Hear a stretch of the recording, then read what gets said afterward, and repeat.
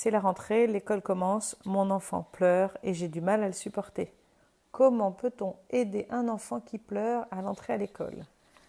Bonjour les parents positifs, ici Coralie du blog Les 6 doigts de la main pour avancer ensemble sur le chemin de la parentalité positive. Alors aujourd'hui je réponds à un message que j'ai reçu d'une maman un peu en détresse qui me dit que sa fille est rentrée en petite section. Parfait mardi et vendredi, mais hier et aujourd'hui, l'horreur. Pleurs, hurlements et je veux rentrer à la maison, maman, juste 5 minutes. Je ne l'ai jamais vue dans cet état. Des astuces dans ces moments-là? Car je suis un peu perdue. Elle est pourtant avec ses 3 copines de crèche. Un grand merci. Alors, merci pour cette question qui concerne bien des parents et pas seulement toi. Et je me suis dit que ce serait intéressant de partager ça avec tous les parents qui, comme Mathilde, ont du mal avec la réception, enfin, qui ont du mal avec le moment du matin où c'est tellement difficile de voir son enfant pleurer, et pour elle et pour sa fille. Donc, qu'est-ce qui se passe dans ces moments-là? Alors, d'abord, c'est pas rare que les choses se passent comme Mathilde le décrit ici, c'est-à-dire que les premiers jours se passent bien et puis que ensuite seulement l'enfant se met à pleurer. Vous êtes nombreux à l'avoir vécu. Pourquoi c'est pas rare? Parce qu'en fait, au départ, il y a aussi cet attrait de la nouveauté. L'excitation, c'est quelque chose qu'on va découvrir, c'est la grande école. Alors, la fille de Mathilde sort de la crèche, elle n'a jamais connu que ça, elle rentre à l'école et alors souvent en plus, nous les adultes, on leur en a parlé avant, on a créé cette anticipation. Ah, tu entres à l'école, c'est chouette, tu deviens grande, tu vas voir l'école, etc., etc. On a créé toute une excitation qui fait qu'au début, ils sont tout contents de découvrir ce que c'est. Et puis au bout de quelques jours, en fait, ok, c'est bon, j'ai compris, en réalité, c'est pas aussi excitant que ce que vous m'avez dépeint et finalement, j'étais bien mieux avant. Donc ce côté difficulté à entrer à l'école, il n'est pas du tout rare qu'il arrive après quelques jours. Donc ça, c'est le premier point. Le deuxième point, c'est que ça vienne au bout de quelques jours ou dès le début, l'entrée à l'école, alors là on parle d'une première rentrée, mais c'est vrai aussi pour les autres rentrées en réalité, hein. C'est dur pour beaucoup d'enfants parce que c'est vraiment un environnement différent. Alors c'est encore plus le cas quand on rentre en petite section parce que le contexte est vraiment complètement différent de ce qu'on a connu avant, l'ambiance est différente, le rythme est différent, tout est différent. C'est une phase d'adaptation qui est vraiment difficile pour les enfants, en tout cas qui peut l'être. Et en particulier les moments de la récré dont on parle souvent avec les enfants, c'est assez effrayant pour une petite section parce que tout d'un coup, ils se retrouvent mélangés avec des plus grands, ça crie, ça court, il y a de quoi faire un peu peur. Donc il y a vraiment une phase d'adaptation.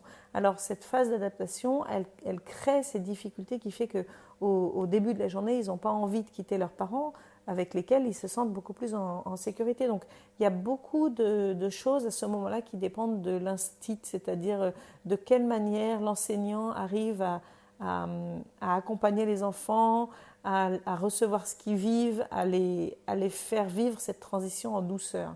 Avec la difficulté évidemment que les enseignants, ils ont toute une classe devant eux. Donc entre l'enseignant et l'assistante, il y a quand même beaucoup d'enfants à gérer et en plus la pression souvent dans nos systèmes d'avancer dans le programme, etc. La phase d'adaptation n'est pas toujours complètement intégrée, abordée comme étant vraiment partie prenante de ce qu'on fait, même si c'est quand même le cas dans beaucoup d'écoles, heureusement.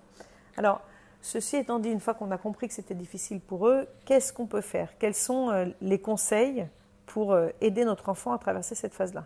Alors, le premier conseil, le principal, c'est l'écoute.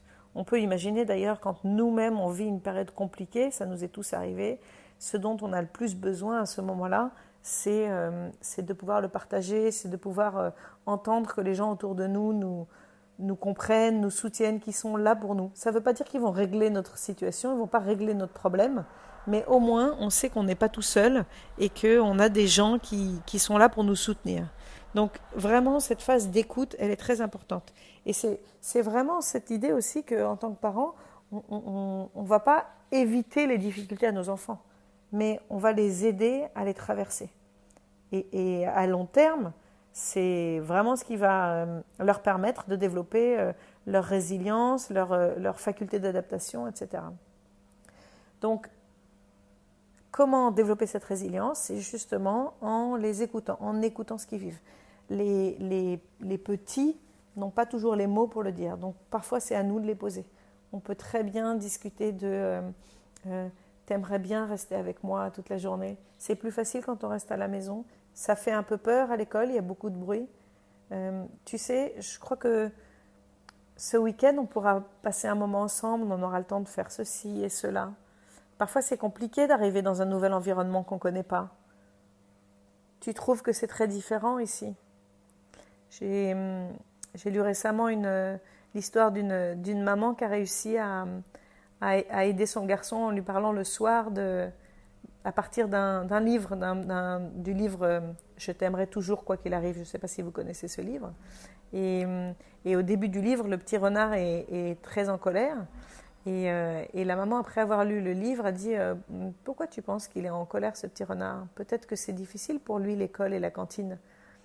Et son petit garçon a pu partager ses difficultés à ce moment-là, au moment où sa maman a mis les mots dessus, tout en parlant de quelqu'un d'autre. Donc, cette phase d'écoute et d'expression de ce que les enfants peuvent vivre, surtout quand ils sont petits, c'est vraiment une façon de mettre des mots sur ce qu'ils vivent, et à ce moment-là, ils se sentent compris, ils se sentent entendus. Ça, c'est vraiment la priorité, le plus important. Ensuite, que faire pour le moment de la séparation, vraiment sur le coup, le matin? Alors, d'abord, une chose qui est importante, c'est que nos enfants ont du mal à se projeter quand ils sont petits. Donc on peut répéter ce moment de la séparation pour les aider à se projeter. Ça veut dire qu'on va pouvoir leur expliquer la veille au soir, le matin avant d'arriver. On va arriver à l'école, on va être devant la porte, et à ce moment-là, je vais te dire au revoir, tu vas me dire au revoir, et ensuite tu vas rentrer dans la classe, et puis moi je reviendrai en fin de journée. Dans la classe, tu vas faire ceci, tu vas faire cela. Alors l'idéal, c'est carrément d'avoir observé la classe et de les aider à se projeter en disant par exemple, quand tu rentreras dans la classe, tu préféreras aller dans le coin lecture ou dans le coin cuisine? Tu voudras plutôt te mettre à dessiner ou tu voudras plutôt... Voilà, donc pas une avalanche de choix, mais leur donner une accroche par rapport à ce qu'ils vont faire dans la classe, ce qui leur permet de se projeter et d'être moins accrochés à la phase antérieure. Donc ça peut vraiment aider. Et puis ce qui peut les aider aussi, c'est parfois d'avoir un objet de liaison.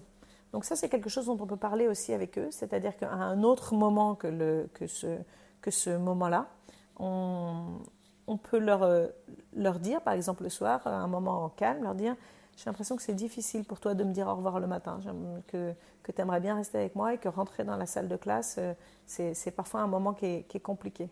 Qu'est-ce que tu penses qui pourrait aider ?»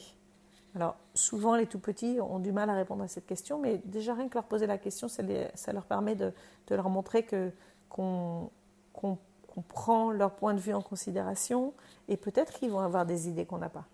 Et sinon, une idée, on peut leur suggérer, on peut leur dire « Est-ce que ça pourrait t'aider d'avoir un objet que je te donne ?» Et on va choisir quelque chose d'un peu petit, qui soit facile à glisser dans la poche, peut-être un petit ruban ou un petit bout de tissu, quelque chose. C'est un peu l'idée du doudou qui ferait un peu transition. Donc ça, c'est aussi un objet de sécurité qui peut aider. Alors ça dépend des enfants. Il y a des enfants que ça aide beaucoup, d'autres pas du tout. Également, dans le moment où on rentre dans la classe, un autre conseil, c'est d'aider l'enfant à être dans l'action, parce qu'il y a souvent toute une petite routine au moment d'arriver dans la classe. Et donc, si l'enfant est dans cette routine, c'est-à-dire que c'est lui qui est en charge d'accrocher son manteau, par exemple, et qu'on l'encourage, on lui dit « Tiens, regarde, où il va ton manteau? Tu veux le mettre au crochet ?» Voilà, et que l'enfant est actif dans cette partie-là. En étant actif, il est souvent moins dans l'émotionnel et ça l'aide à s'ancrer directement dans sa journée d'école. Voilà. Et ne pas oublier aussi d'arriver un peu plus tôt.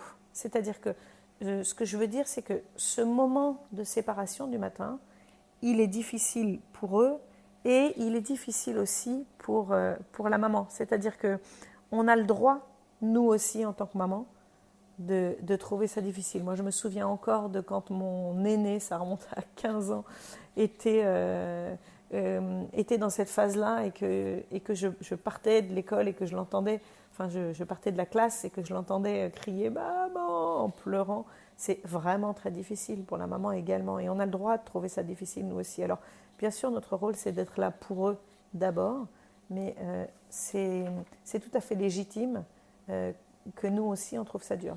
Donc si on a besoin d'un peu plus de temps dans cette phase de séparation, parce qu'en fonction des enseignants, il y en a qui aussi ne veulent pas non plus que ce moment-là dure trop longtemps, parce qu'ils savent d'expérience que les enfants se calment souvent assez rapidement une fois que la maman disparaît. Donc ils ont tendance à vouloir, entre guillemets, précipiter la maman dehors. Et c'est ok, parce qu'effectivement, ils s'y connaissent, ils ont l'expérience de ça et ils savent gérer nos enfants. Il faut aussi qu'on leur fasse confiance. Mais si on veut avoir le temps de cette transition, ne pas hésiter à arriver un petit peu plus tôt pour avoir les 30 secondes, la minute de câlin, de recharge du réservoir émotionnel et pour l'enfant et pour nous avant de partir.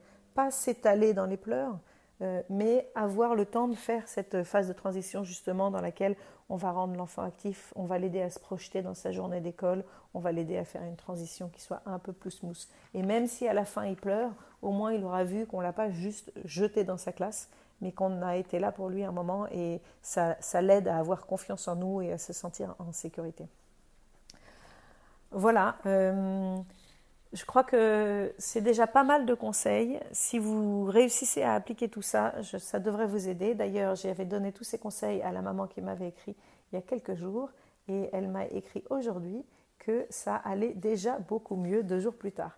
Donc, je vous encourage à appliquer tout ça. Si vous avez l'impression que cette partie si importante de l'écoute de ce que notre enfant vit est difficile pour vous, que vous êtes le genre de parent à répondre plutôt t'inquiète pas, arrête de pleurer, etc., n'hésitez pas, je vous encourage à vous inscrire à ma formation Accompagner les émotions qui vous permettra en seulement 15 jours de comprendre comment écouter notre enfant et vous verrez que ça changera tout dans les moments de entre guillemets crise, de pouvoir les écouter et les accompagner à vivre ce qu'ils veulent plutôt que de vouloir effacer ces crises qui ont pourtant une raison d'être.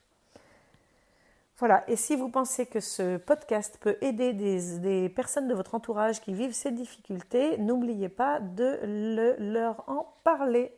À très vite sur le blog Les 6 doigts de la main.